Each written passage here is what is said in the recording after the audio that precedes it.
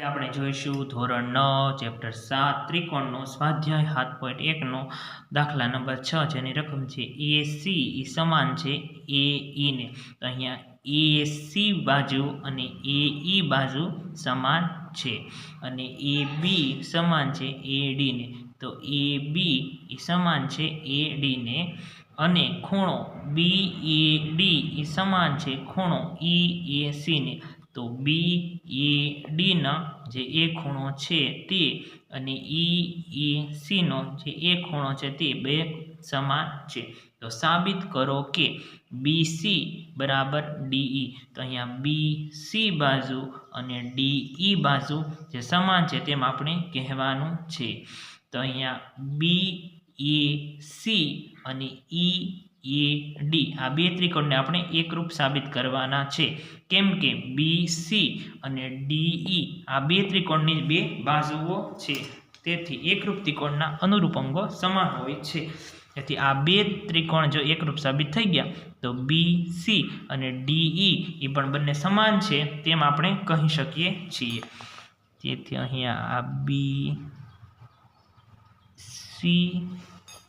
અને અહીંયા DE બાજુ સમાન છે તેમ આપણે કહેવાનું છે. તો અહીંયા ABC ત્રિકોણ અને EAD ત્રિકોણની AB બાજુને સમાન છે AD બાજુ અને AE બાજુને AC બાજુને સમાન છે AE બાજુ.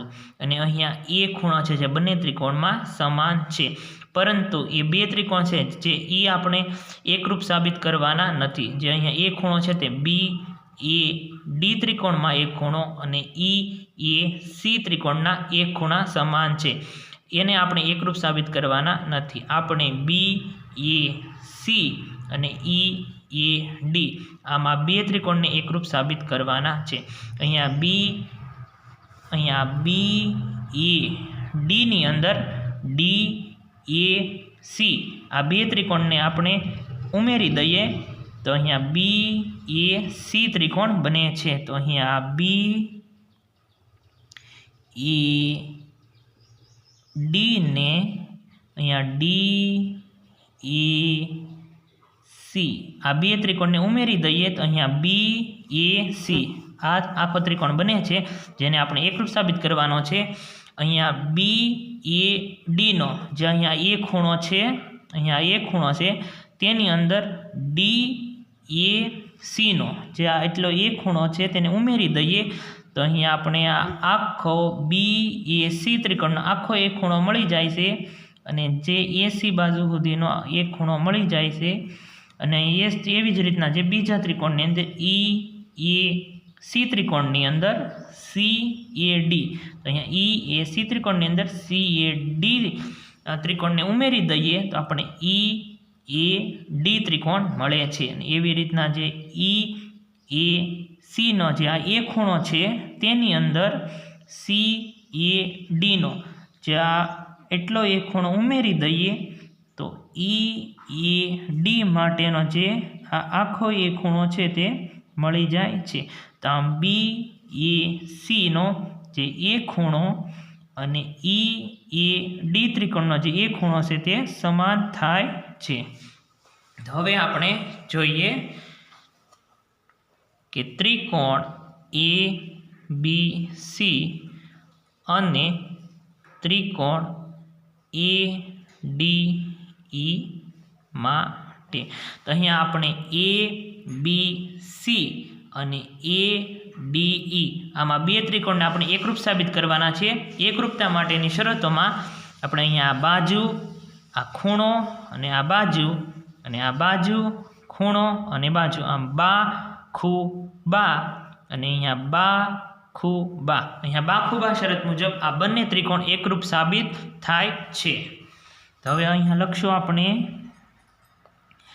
કે AB ની સમાન બાજુ છે AD. જે આપણે રકમમાં જ આપેલું છે તેને આપણે કહીશું પક્ષ. રકમમાં આપેલું તેને પક્ષ કહેવાય છે. અહીંયા AB ને સમાન છે AD અને અહીંયા AC ને સમાન છે AE. તો અહીંયા AC બાજુની સમાન છે AE બાજુ તે પણ આપણે રકમમાં આપેલ છે, તેથી તેને આપણે કહીશું પક્ષ. અને હવે BAC માટેનો જે એ ખૂણો છે તે મેળવવા માટે BAD ત્રિકોણ અને DAC ત્રિકોણને ઉમેરશું તો આપણે BAC ત્રિકોણનો એ ખૂણો મળી જશે. અહીંયા લખશું કે ખૂણો BAC બરાબર ખૂણો BAD વત્તા ખૂણો DAC. એને આપણે નામ આપી દઈએ સમીકરણ A.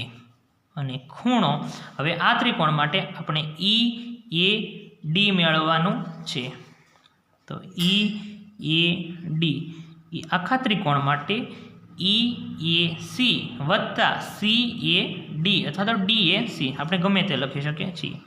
તો ખૂણો EAC વત્તા CAD અને આપણે નામ આપી દઈએ સમીકરણ 2. તો અહીંયા આપણે આ BAC અને EAD ની અંદર જે એ ખૂણો છે જે સમાન છે તે જોઈ શકાય છે. અહીંયા જે એ ખૂણો છે તે બંનેમાં સમાન છે.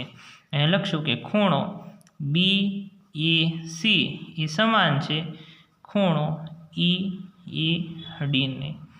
અહીંયા લખશું કે સમીકરણ 1 અને 2 પરથી. તો આમ બાજુ અને ખૂણો બાખુબા અને બાખુબા, આમ બાખુબા શરત મુજબ બંને ત્રિકોણ એકરૂપ સાબિત થાય છે. તો આમ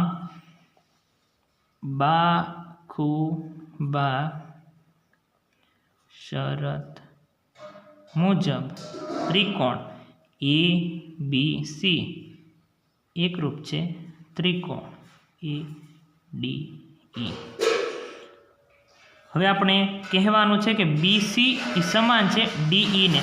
તો અહીંયા BC અને DE આ બે ત્રિકોણની બે બાજુઓ છે, તેથી આ બંને ત્રિકોણ એકરૂપ સાબિત થઈ ગયા. તો આ બંને બાજુઓ પણ સમાન છે તેમ કહી શકાય છે. તો અહીં ત્રિકોણ ABC અને ત્રિકોણ ADE એકરૂપ ત્રિકોણ છે. તેથી એકરૂપ ત્રિકોણના અનુરૂપ અંગો સમાન હોય છે. તેથી BC બરાબર DE. તેથી BC બરાબર DE. ક્યાંની મુજબ CPCT એટલે કે એકરૂપ ત્રિકોણના અનુરૂપ અંગો. આ હતો સ્વાધ્યાય 7.1 નો દાખલા નંબર 6 જે અહીં પૂરો થાય છે.